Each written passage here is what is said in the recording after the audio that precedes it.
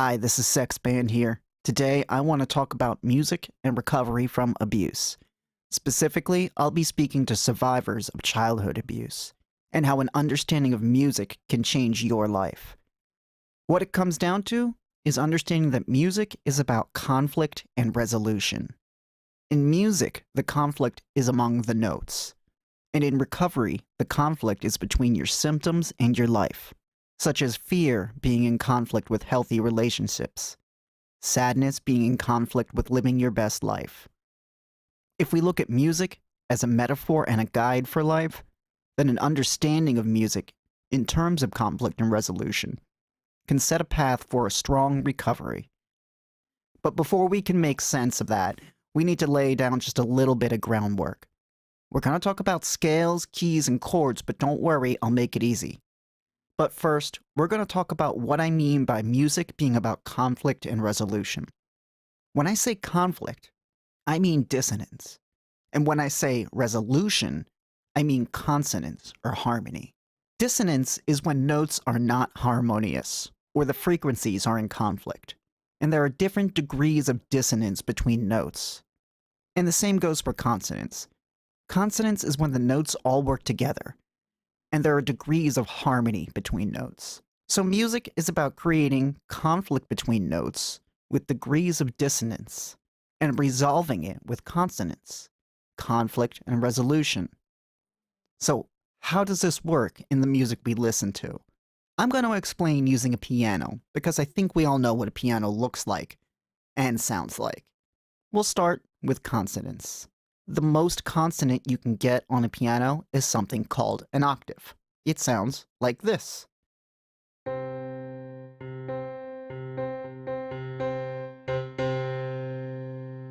An octave is actually just playing two of the same notes. A piano keyboard is actually just the same 11 notes repeated at different pitches. Each of the other keys between these two notes contains a different amount of dissonance when you play them along with the key of C.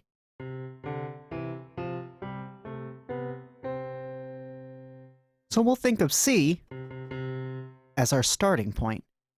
After all, notes only take on meaning in the context of other notes. A note can only be consonant or dissonant with another note. A single key played with nothing else is just a note.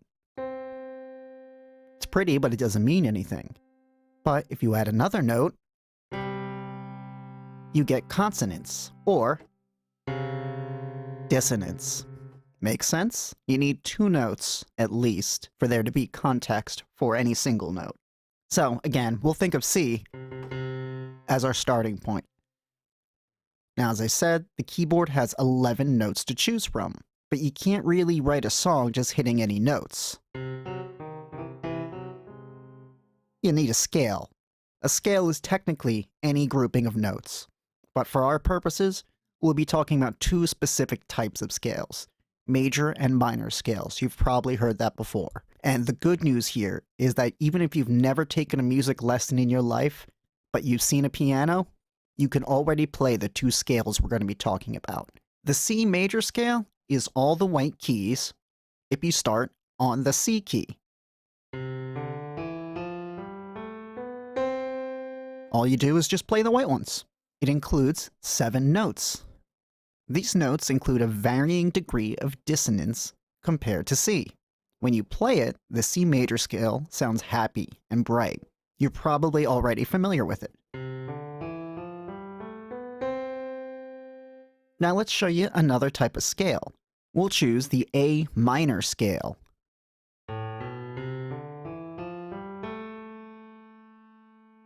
If you'll notice, it sounds somber or sad, but what you may not know is that both scales include the exact same notes.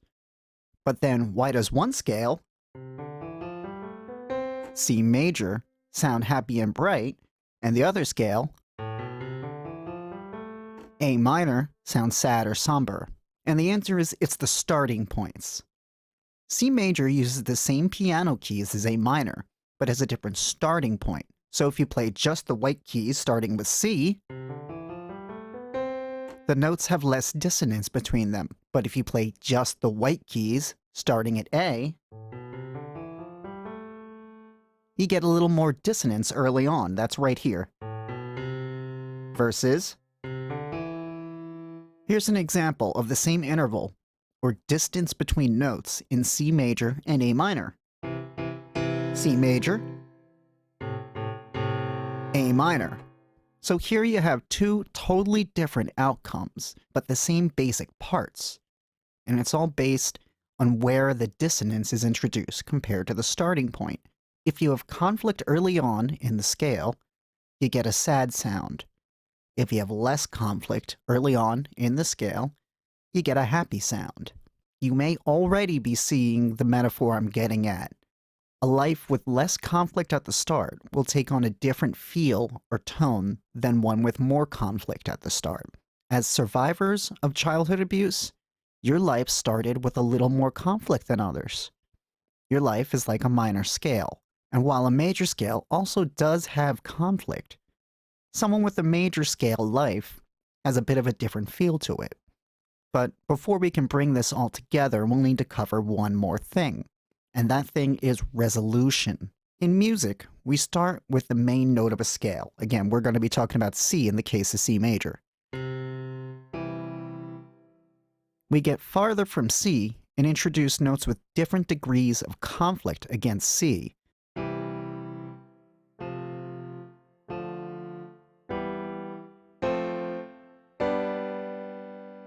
And our ear wants us to get back to C. No matter how far we get from C, we still have a feeling that we need to return.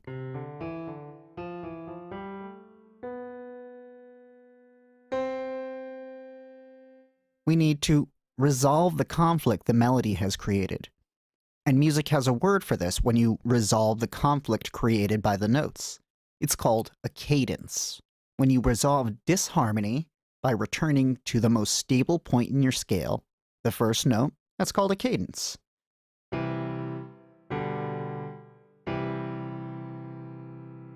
Cadences come at the end of musical phrases when you've pushed the conflict or dissonance to the limit and it needs to be resolved with a return home.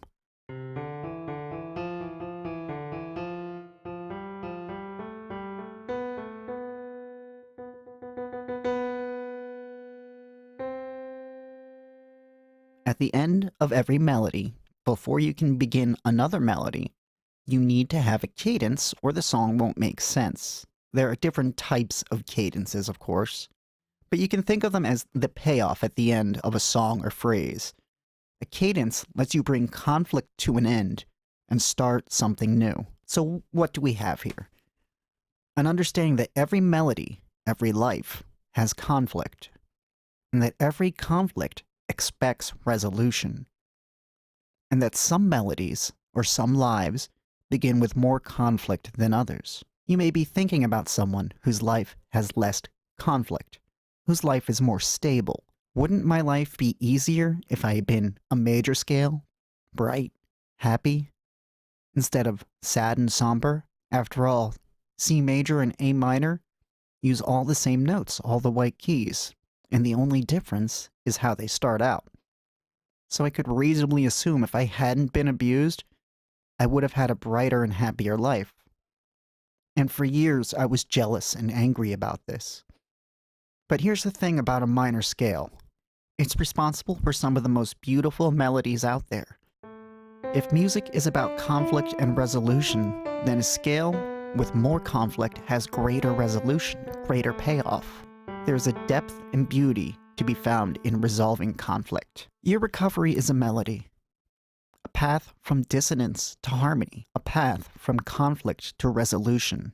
So no matter how much conflict is in your life, look for the cadences. You can't play all the notes in a song at once. They only work if you play one right after another. Recovery is a path to harmony in your life, and you can't do it all at once. Your life is beautiful, no matter how much conflict is in it, and the path to recovery is like a song inside you. Thank you for listening today. Subscribe if you found this helpful or encouraging, share it with someone who needs it, or please leave a comment about your own cadences. Until next time, guys, stay strong.